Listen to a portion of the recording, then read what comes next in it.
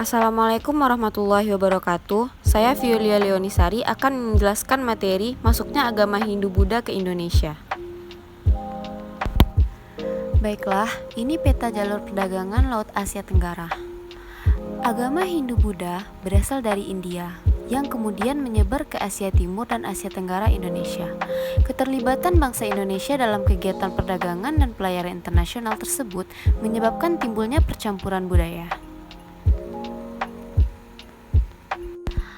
Ada beberapa teori masuknya agama Hindu di Indonesia. Yang pertama, teori Brahmana. Kedatangan kaum Brahmana tersebut diduga diundang oleh kepala suku di Indonesia atau sengaja datang untuk menyebarkan agama Hindu. Yang kedua, teori Satriya. Adanya raja-raja dari India yang datang menaklukkan daerah tertentu di Indonesia yang telah mengakibatkan penghimpunan atau penghinduan penduduk setempat. Selanjutnya yang ketiga, teori Waisya. Melalui golongan pedagang dari kasta Waisya yang menetap di Indonesia dan kemudian memegang peranan penting dalam proses penyebaran agama dan kebudayaan Hindu di Nusantara. Yang keempat, teori Sundra, yaitu tujuan mereka datang ke Indonesia itu untuk mengubah kehidupan mereka karena di India mereka hanya sebagai pekerja kasar dan budak. Masuk kepada teori yang kelima, yaitu teori campuran, bahwa kaum Brahmana, Satriya, Sundra, para pedagang maupun golongan Sundra bersama-sama menyebarkan agama Hindu ke Indonesia sesuai dengan peran mereka masing-masing. Yang keenam, yaitu teori arus balik. Pada umumnya, teori arus balik ini lebih cenderung kepada pendapat yang menyatakan bahwa masuknya agama Hindu ke Indonesia itu dibawa langsung oleh dan disebarluaskan oleh orang-orang Indonesia itu sendiri. Selanjutnya, kemudian kita masuk kepada akulturasi kebudayaan Indonesia zaman Hindu-Buddha. Bisa saja kita lihat yang pertama, yaitu bahasa dan sastra. Bahasa Sanskerta dapat ditemukan sampai sekarang, di mana bahasa tersebut memperkaya pembendaharaan bahasa Indonesia. Bisa kita lihat dari contoh di atas, itu contoh bahasa Sanskerta. Penggunaan bahasa Sanskerta pada awalnya banyak ditemukan di prasasti peninggalan kerajaan Hindu-Buddha pada abad ke-5-7 Masehi. Yang kedua, yaitu religi atau kepercayaan. Pada sistem kepercayaan yang berkembang di Indonesia sebelum agama Hindu dan Buddha itu masuk ke Indonesia adalah kepercayaan berdasarkan pada animisme dan dinamisme. Dengan masuknya agama Hindu dan Buddha ke Indonesia, maka masyarakat Indonesia mulai menganut dan mempercayai agama-agama tersebut. Tetapi agama Hindu-Buddha yang berkembang di Indonesia sudah mengalami perpaduan dengan kepercayaan animisme dan dinamisme. Sinkretisme adalah bagian dari proses akulturasi, yang berarti perpaduan dua kepercayaan yang berbeda menjadi satu. Contohnya saja pada upacara Yepi yang dilaksanakan oleh umat Hindu Bali, upacara tersebut tidak dilaksanakan oleh umat Hindu di India. Selanjutnya yang ketiga, yaitu organisasi sosial kemasyarakatan. Pada wujud akulturasi dalam bidang organisasi sosial kemasyarakatan ini adalah sistem pemerintahan yang berkembang di Indonesia setelah masuknya pengaruh India. Sistem pemerintahan yang berkembang di Indonesia adalah bentuk kerajaan yang diperintah oleh seorang raja secara turun-temurun. Selanjutnya ada juga sistem kemasyarakatan, yaitu pembagian lapisan masyarakat berdasarkan sistem kasta. Yang pertama yaitu kasta Brahmana atau golongan pendeta. Yang kedua yaitu kasta Satriya, golongan prajurit atau bangsawan. Yang ketiga yaitu kasta Waisya, yaitu golongan pedagang. Dan kasta Sundra, golongan rakyat jelata. Kasta-kasta tersebut juga berlaku dan dipercayai oleh umat Hindu di Indonesia. Tetapi tidak sama persis dengan kasta-kasta yang ada di India, karena di India benar-benar diterapkan dalam seluruh aspek kehidupan. Sedangkan di Indonesia tidak demikian, karena di Indonesia kasta hanya diterapkan dalam upacara keagamaan saja. Jadi kasta-kasta ini hanya digunakan dalam acara keagamaan saja. Baiklah, selanjutnya saya akan menjelaskan, yaitu yang keempat, yaitu sistem pengetahuan. Pada wujud akulturasi dalam bidang pengetahuan adalah perhitungan waktu berdasarkan kalender tahun Saka, tahun dalam kepercayaan Hindu. Menurut perhitungan tahun Saka sama dengan 365 hari, dan perbedaan tahun Saka dengan tahun Masehi adalah 78 tahun.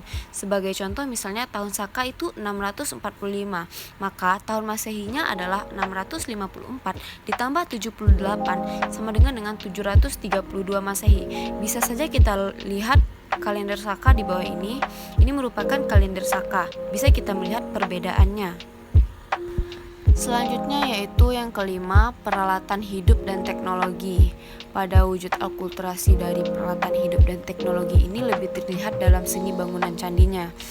Bisa saja kita lihat pada gambar berikut, yaitu terdapatnya berbagai candi-candi yang ada di Indonesia. Pada seni bangunan candi ini memang mengandung unsur budaya India, tetapi keberadaan candi-candi ini di Indonesia tidak sama dengan candi-candi yang ada di India. Karena di Indonesia hanya mengambil unsur teknologi pembuatan melalui dasar-dasar teoritis saja yang tercantum dalam kitab Slipa Sastra yang berfungsi sebagai tempat pemujaan. Selanjutnya yaitu kesenian. Wujud akulturasi dalam bidang kesenian terlihat dari seni rupa, seni sastra, dan seni pertunjukan. Dalam seni rupa, contohnya wujud akulturasinya dapat dilihat dari relief dinding candi atau gambar timbul. Gambar timbul ini pada candi tersebut banyak menggambarkan suatu kisah atau cerita yang berhubungan dengan ajaran agama Hindu maupun Buddha. Misalnya pada relief Candi Borobudur ini, relief dari Candi Borobudur yang menggambarkan Buddha sedang digoda oleh Mara yang menari-nari diiringi gendang. Hal ini menunjukkan bahwa relief tersebut mengambil kisah dari riwayat hidup Sang Buddha seperti yang terdapat dalam kitab Lalita Wisatra. Seperti gambar di bawah, yaitu ada seni pertunjukan. Seni pertunjukan ini bisa saja diambil dengan yang dibicarakan tadi, yaitu digoda oleh Mara yang menandai diiringi oleh gendang. Yang kedua yaitu dari seni sastra. Seni sastra ini yaitu berhubungan dengan bahasa dan sastra tadi. Yang ketiga yaitu gambar ini dengan gambar seni rupa. Seni rupa ini merupakan seni yang sangat kreatif sekali bagi kehidupan mahasiswa terutama di Indonesia saat sekarang ini. Selanjutnya yaitu perkembangan agama Hindu dan Buddha. Yang pertama yaitu Hindu. Hindu mengenal 3 dewa utama yang disebut dengan Trimurti. Orang Hindu juga percaya dengan binatang-binatang yang dianggap keramat. Kehadiran kitab Brahmana merupakan upaya pembenaran bangsa Arya terhadap penjelasan masyarakat, sekaligus melindungi kemudian ras terhadap bangsa Dravida. Dalam kitab Rigveda diceritakan peranan dan tugas masing-masing kasta. Kasta Brahmana merupakan kasta tertinggi yang memiliki hak dan kewajiban dalam memimpin upacara keagamaan. Kasta Satria bertugas di bidang politik, yaitu menangani pemerintahan sebaik-baiknya.